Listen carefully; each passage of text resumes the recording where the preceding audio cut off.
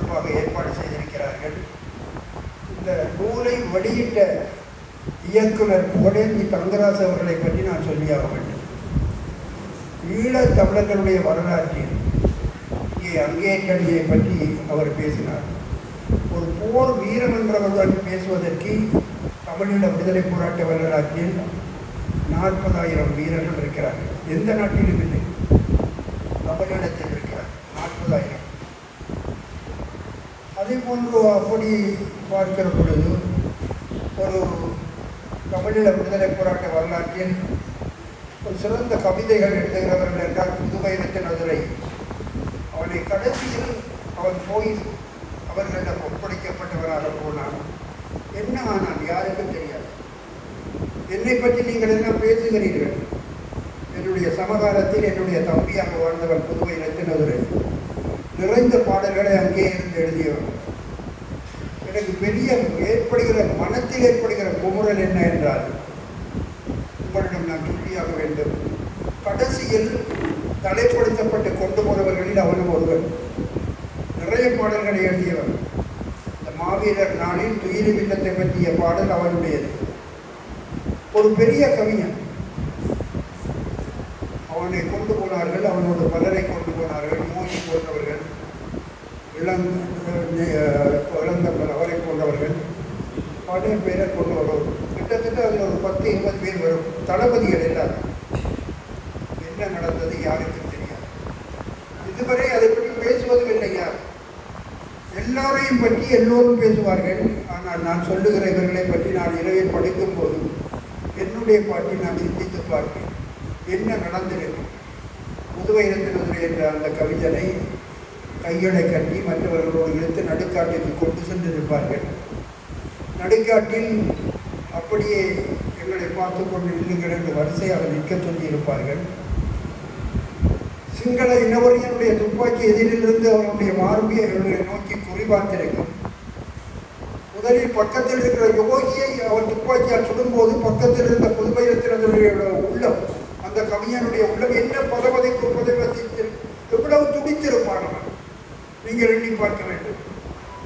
யாரும் எண்ணி பார்ப்பதில்லை. எனக்கு எண்ணி பார்க்கிற பொழுது களத்தில் நஞ்சுண்டு செத்தவன் இருக்கிறார், குண்டு விழுந்து செத்தவன் இருக்கிறார், மார்பில் கத்தியால் வெட்டப்பட்டு களத்தில் கொல்லப்பட்டவன் இருக்கிறார், அந்த மண்ணில் நடுக்கடலில் வைத்து கடலில் மூழ்கடிக்கப்பட்ட போராளி இருக்கிறார். ஆனால் இந்த கொடுமையான ஒரு காட்சி யாரும் எண்ணி பார்ப்பதில்லை. நான் எண்ணி பார்க்கிற பொழுது இரவில் எனக்கு உறக்கம் வராது. நான் சொல்லுவேன், இங்கே நெருடாவை பற்றி பேசுவார்கள் கூட்டத்தில். சிலி நாட்டு கவிஞர். அவனை பற்றி உறக்கம் விடுவார்கள் மேடையில். அவன் சீனாட்டிக்காக போராடிய கவிஞன். கடைசியில் அவன் சிறையில் இருந்த பொழுதுதான் இருந்து செத்தான். கொல்லப்பட்டு நான் சாகவில்லை, வெளியே வந்தவரை.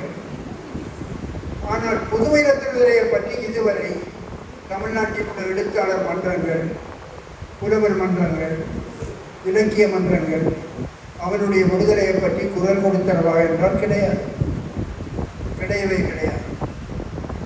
அவை அப்படி அவன் ஒரு கவிஞன் எழுதும்போது அவரை பற்றி சொல்லுவார்கள்.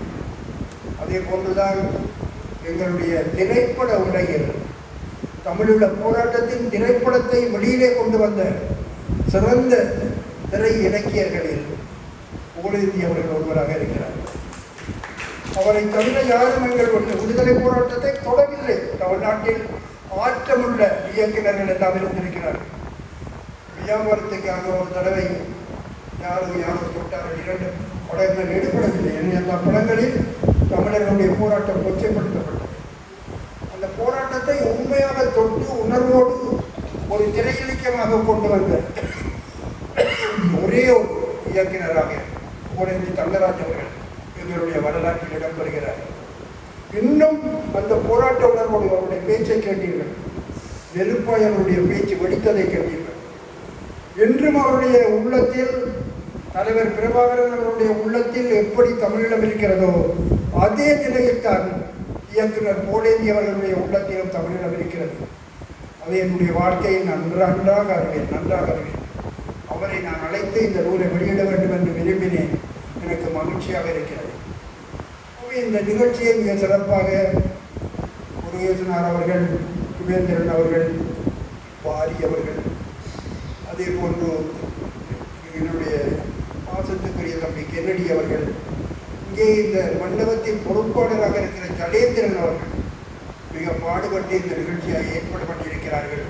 இவர்களுக்கு முதலில் நான் நன்றி தெரிவித்துக் கொள்ள விரும்புகிறேன்.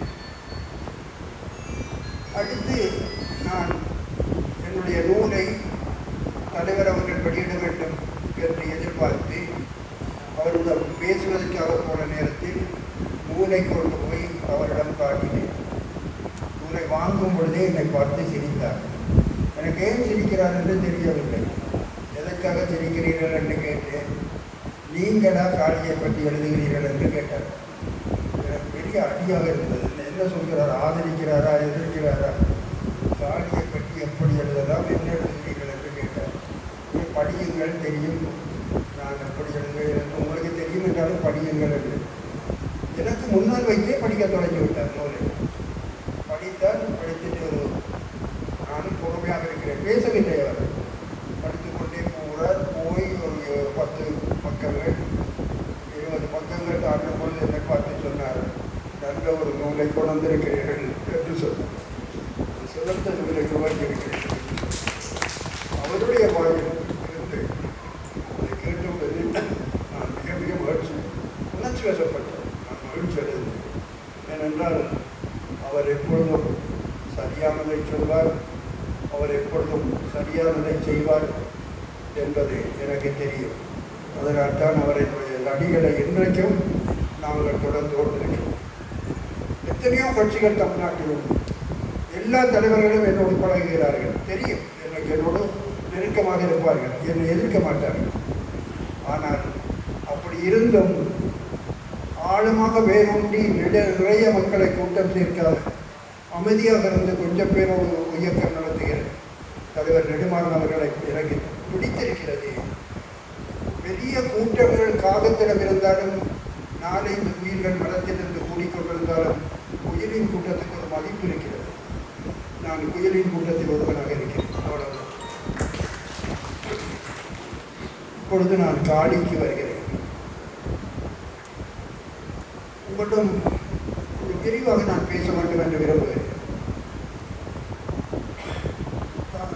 நான் புற சமயங்களை கீழே போடுகிறேன் என்றோ, அவற்றை தாழ கோரமாக பேசுகிறேன் என்றோ, எந்த மதத்தையும் நான் களங்கப்படுத்துகிறேன் என்றோ யாரும் நினைத்துவிடக்கூடாது. எந்த மதம், அதை கூட இந்து மதம் என்று சொல்லலாமா? அப்படி ஒரு மதம் தமிழகத்தில் இருக்கவில்லையே என்று சொல்வார்கள். தமிழ் இலக்கியத்தில் எங்கே இருக்கிறது இந்து என்ற சொல்? காட்டுங்கள் என்பார்கள். சங்க இலக்கியத்தில் இந்து என்ற சொல் இல்லை என்றால் இந்து என்ற சொல் தவறானது என்று கூறிவிடக்கூடாது.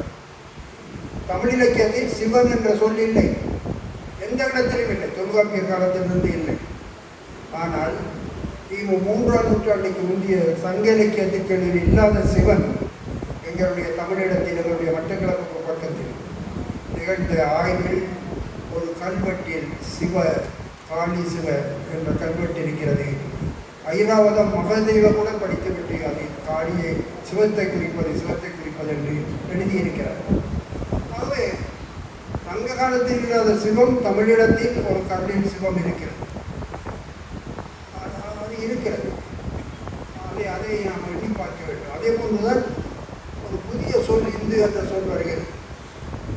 அது என்ன என்றால், சிந்து வழியில் சிவலிங்கங்கள் கண்டுபிடிக்கப்பட்டன. அதையொட்டி அந்த சமய சார்புள்ளவர்கள் சிந்தித்தார்கள். அந்த இந்து என்ற சொல்லை எடுத்துக்கொண்டார்கள். சிந்து, அது இந்து.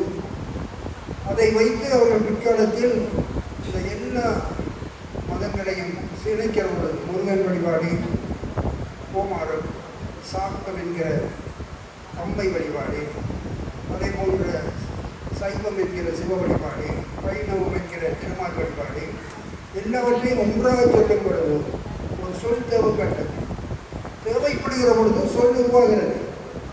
சங்க இலக்கியத்தில் எங்காவது விடுதலை என்ற சொல்லுண்டா? சங்க இலக்கியத்தில் எங்காவது பகுத்தறிவு என்ற சொல்லுண்டா? சங்க இலக்கியத்தில் எங்காவது சீர்திருத்தம் என்ற சொல்லுண்டா? சங்க இலக்கியத்தில் எங்காவது மறுமலர்ச்சி என்ற சொல்லுண்டா? தேவைப்படுகிற பொழுது சொற்கள் உருவாகின்றன. அந்த அடிப்படையில் இந்த இந்து என்ற மதம் உருவாக்கப்பட்டது. நான் அதை எதிர்ப்பதில்லை. அதன் அடிப்படையில் தான் பேசுகிறேன். இந்து மதம், கிறிஸ்தவ மதம், இஸ்லாமிய மதம், புத்த மதம் பற்றி நான் பார்க்கிற பொழுது இந்த எல்லா மதங்களிலும் ஆண்பாலிலேயே கடவுளை பார்க்கிறார். நீங்கள் கிறிஸ்தவர்களை பார்த்தால் தேவன், ஆங்கிலத்தில் எழுதும்போது ஹீ என்று தான் சொல்வார்கள் கடவுளை. He god almighty, he's god almighty. அவர் தான், ஆண் தான், ஆண்பால் தான், தேவன் தான். அங்கே பெண்பால் தெய்வத்தை அவர்கள் அழைப்பதில்லை, பெண்பால் இல்லை தெய்வத்தை. நீங்கள் இஸ்லாமிய சமயத்தில் பார்த்தால் அங்கேயும் அல்லாஹ் என்பவன் ஆண்பால் தான். இறைவனிடம் மன்றாடுங்கள், அவன் இல்லை என்று சொல்வது இல்லை, இறைவன் தான், இறைவி அல்ல, இறைவன் தான், ஆண்பால் தான். பெண்பாலில் இஸ்லாமிய அல்லாவை யாருமே சொன்னதில்லை. அதே போன்று எந்த மதத்தை நீங்கள் எடுத்தாலும் சரி, தெய்வத்தை தாய் வடிவில் கண்ட மதமாக இந்து மதம் இருக்கிறது. பெண்ணை தள்ளி வைத்து ஒரு ஆண் சார்பில் ஒரு தெய்வத்தை பார்த்த முறையை உடைத்தது இந்து மதம். அதை நாம் மறந்துவிடக்கூடாது. அப்படி பார்க்கிற பொழுதுதான் இந்த தாய்மையை நினைக்கிறோம். அது ஆணோடு பெண்ணோடு சேர்த்து சிவன்பாதி சக்திவாதி என்று சொன்னதெல்லாம் பின்னால் உருவாயிற்று. இப்படி வருகிற பொழுது ஒரு தாயாக ஒரு இறைவனை பார்க்கிற ஒரு நிலை அந்த மதத்தில் இருப்பதை நான் பார்க்கிறேன். தாய் காளியை நான் 3 நிலைகளில் பார்க்கிறேன். ஒன்று அவளுடைய நிறம், அவள் கருப்பாகத்தான் இருப்பாள். இயல்பாக தமிழர்களுடைய நிறம் கருப்பு நிறம். ஹோமோசேப்பியன்ஸ் என்று தென்னாப்பிரிக்காவிலிருந்து வந்து குடியேறிய மக்கள் 50,000 ஆண்டுகளுக்கு முன்பு தமிழகத்தை கடந்து செல்லும் பொழுது தமிழ் மொழி தோன்றிட்டு என்று பாபாளர் எழுதுவார். அங்கிருந்து வந்த கருப்பு அதே உணவு பிற்காலத்தில் கால சூழ்நிலை மாறுதலால் சிலர் கொஞ்சம் வெள்ளையாக சிவப்பாக மாறியிருக்கிறது. ஆனால் உண்மையில் கருப்பு தமிழக நிறம். என்னுடைய மொழியில் தான் நான் என்னுடைய கடவுளை வழிபடுவேன் என்றால் என்னுடைய நிறத்தில் தான் நான் என்னுடைய கடவுளையும் பார்ப்பேன். அவை கருப்பாக ஒரு தெய்வத்தை பார்க்கிறேன். தெய்வம் உண்டா இல்லையா என்பது வேறு பார்க்கிறேன். அதற்கு பிறகு தாய்மை. இந்த தாய்மையாக பார்க்கிற பொழுது காளியன் கண்ணுக்கு வருகிறார். கருப்பு அவருடைய நிறம், காலம், இங்கே ராமலிங்கம் போன்றவர்கள் எல்லாம் சொன்னார்கள். அவை கருப்பு நிற அடிப்படையில் காளி என்பது ஒன்று. இரண்டாவது தாய்மை. அவளுக்கு தாயாக பெண்ணாக வருகிறாள். ஏன்னா அவளை பார்க்கிறேன், நான் பெண், ஒரு பெண் வருகிறாள். மூன்றாவது ஒரு ஆயுதம் ஏந்திய பெண். மறந்து விடாதீர்கள். உலகத்தில் எங்கேயும் ஒரு பெண் தெய்வம் ஆயுதத்தோடு பார்க்க முடியாது.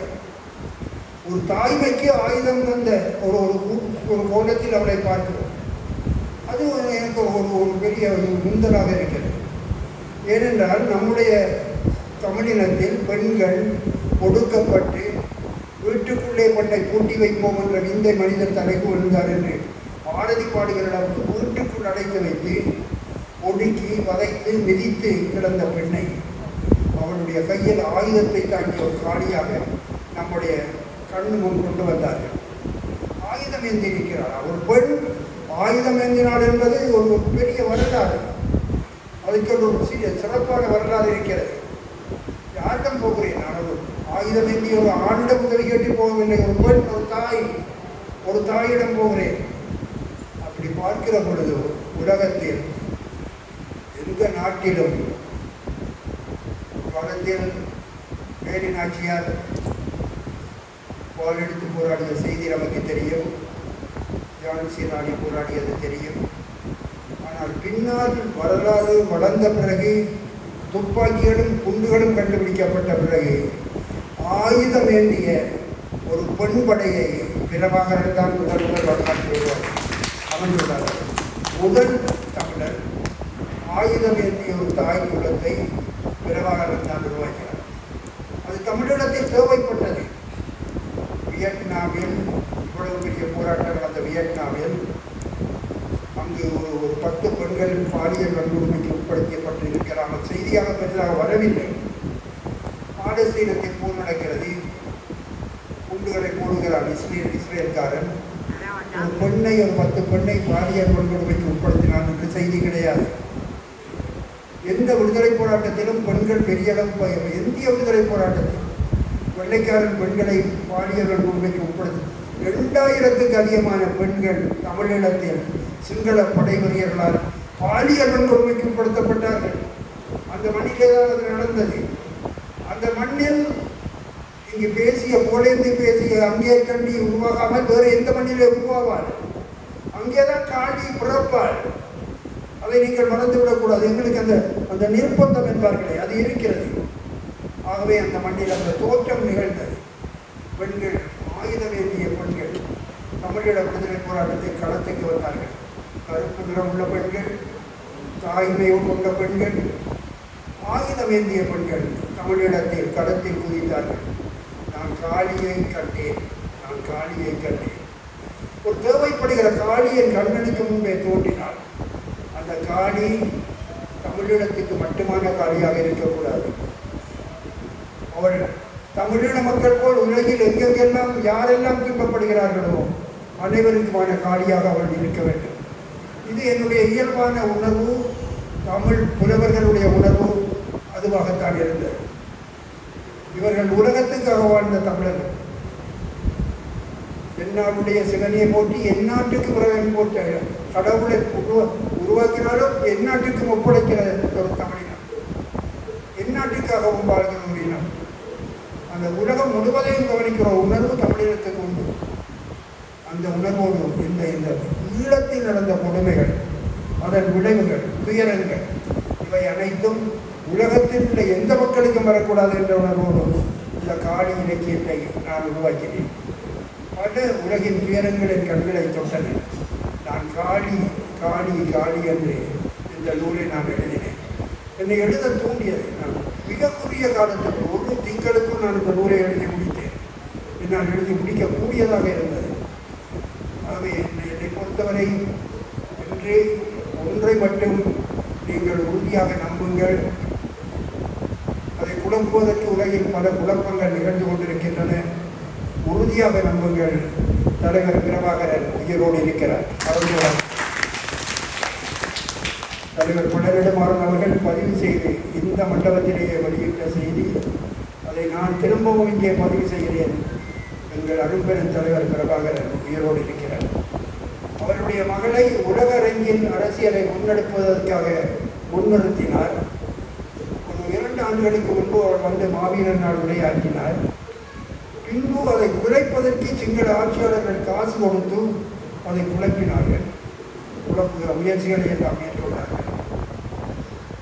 ஆனால் இந்த ஆண்டு இப்பொழுது நடந்த மாவீரர் நாள் உரையில் திருகோணமலையில், தமிழர்களின் தலைநகர் என்று சொல்லப்படுகிற திருகோணமலையிலேயே துவாரகா பிரபாகரன் நிழல் வடிவில், ஒலி வடிவில் அந்த மண்ணில் மாவீரர் நாள் உரையை ஆற்றினார்.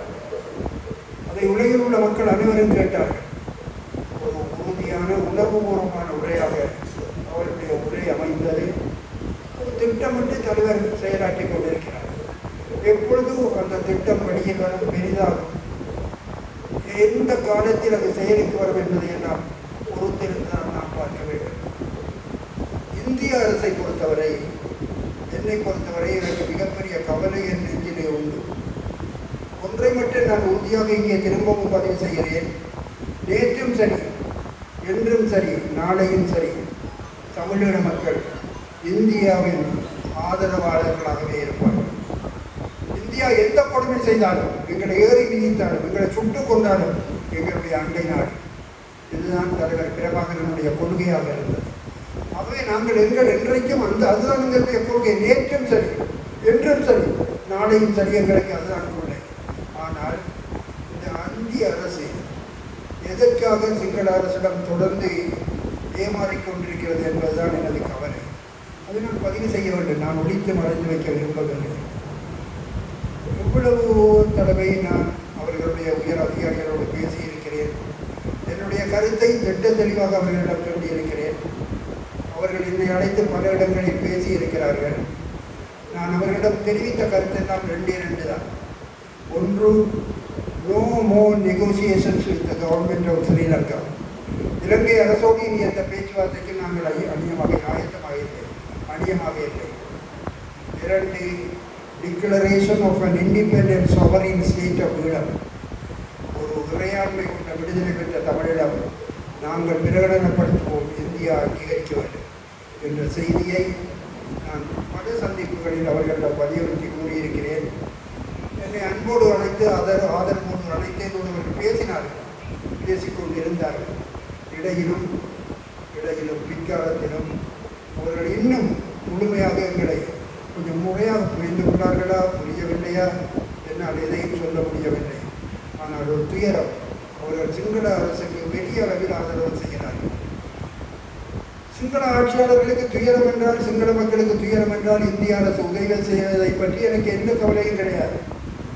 அவருக்கு இந்தியாவின் எந்த வெறுப்பும் கிடையாது.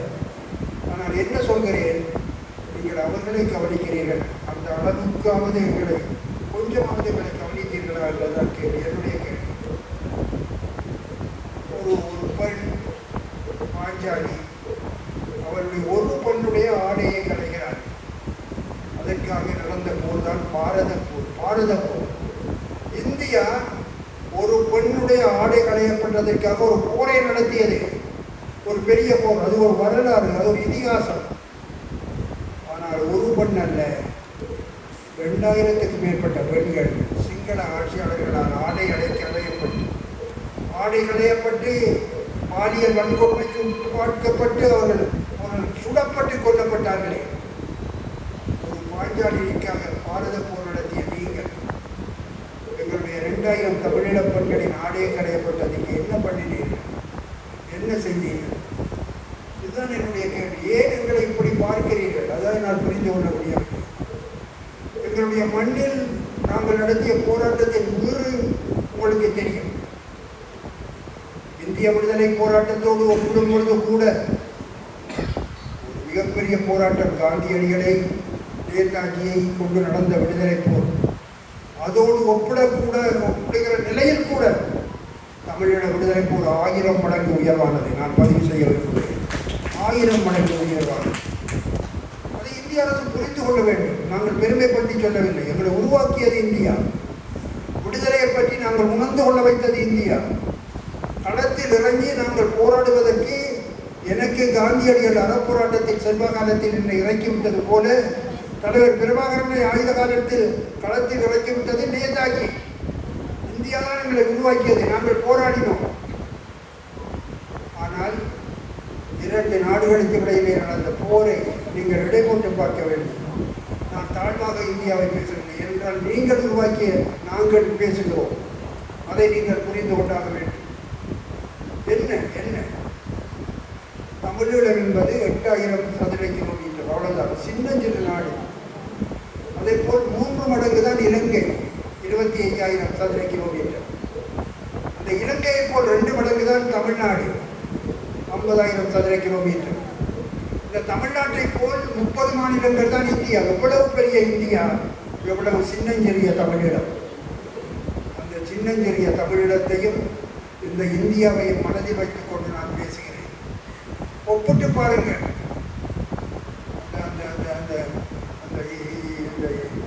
இந்தியாவில், இவ்வளவு பெரிய இந்தியாவில் நடந்த வெள்ளைக்காரனுக்கு எதிரான விடுதலை போராட்டத்தில் உங்களுக்கு எல்லாம் நன்றாக தெரியும்.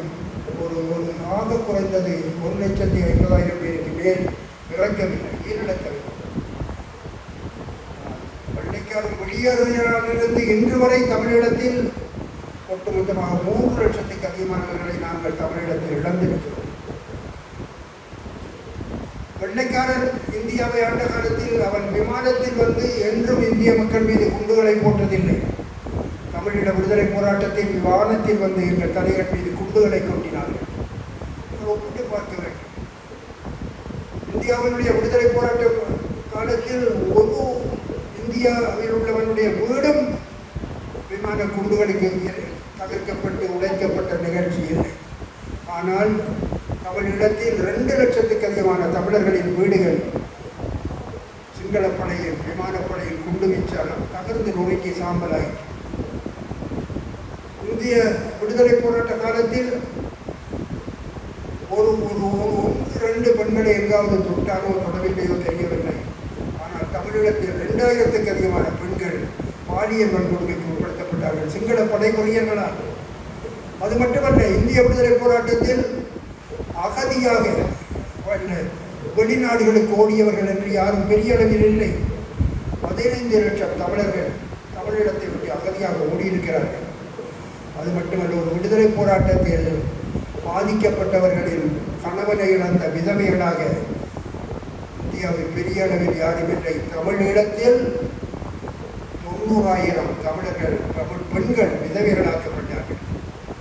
இவ்வளவு ஒரு ஒப்பிட்டு பாருங்கள் 2 நாட்டை. இந்த 2 நாட்டினுடைய போராட்டத்தை ஒப்பிட்டு பாருங்கள். இந்த 2 நாட்டையும் ஒப்பிட்டு பார்த்துவிட்டு சொல்லுங்கள், எங்களுடைய விடுதலை போராட்டம் உங்களுடைய இந்திய விடுதலை போராட்டத்தை விட உயர்வானதா இல்லையா? இவ்வளவையும் அடித்தும் நாங்கள் இன்னும் சுதந்திரம் இல்லாதவர்களாக அந்த மண்ணில் வாழ்கிறோமே. எங்களுடைய நியாயமான அறந்தழுவிய கோரிக்கையை நீங்கள் ஏற்றுக்கொள்ள ஏன் மறுக்கிறீர்கள்? எனக்கு தெரியவில்லை, ஏன் மறுக்கிறீர்கள்? தமிழீழம் உருவாவதால் அந்த தமிழீழம் சிங்கள ஸ்ரீலங்காவுக்கு எதிரான தமிழீழமாக இருக்காது. நாங்கள் தனிநாடு, நீங்கள் தனிநாடு. வேண்டுமானால் 2 நாடுகளும் கைகோத்து கூட ஒரு கூட்டமைப்பாக 2 நாடுகளின் இணைப்பை உருவாக்கி கொள்ளலாம். எல்லாவற்றையும் இந்தியா போன்ற ஒரு நாடு நடுநிலையிலிருந்து தீர்க்க முடியுமா இல்லையா? நீங்கள் அதை செய்ய ஏன் இன்னும் முன்வரவில்லை? எங்களுடைய பணிவான வேண்டுகோள் எல்லாம் இதுதான். மிகப்பெரிய இயக்கத்தை நாம் செய்ய வியட்நாமை எடுத்துக்கொண்டால் கூட அந்த விடுதலை போராட்டம் மிகப்பெரிய விடுதலை போராட்டம், உலகறிந்த விடுதலை போராட்டம். ஆனால் அந்த விடுதலை போராட்டத்துக்கு ரஷ்யா, சீனா 2 நாடுகளின் ஆதரவும் பின்னணியில் இருந்தது. எங்களுக்கு யாருமே இல்லை. எங்கள் போரை நாங்கள் நடத்தி கொண்டிருக்கிறோம் ஏதோ ஒரு வகையில். என்று ஆயுதப்போராக இல்லாவிட்டாலும் தொடர்ந்து அந்த மூச்சோடு எங்கள் விடுதலை போரை முன்னெடுக்கிறோம். இந்த முன்னெடுப்பு தொடரும். உறுதியாக சொல்கிறேன், இந்த முன்னெடுப்பு தொடரும் என்ற அந்த உறுதியை இந்த காணி விழாவில் நான் உங்களுக்கு தெரிவித்துக் கொண்டு விடைபெறுகிறேன்.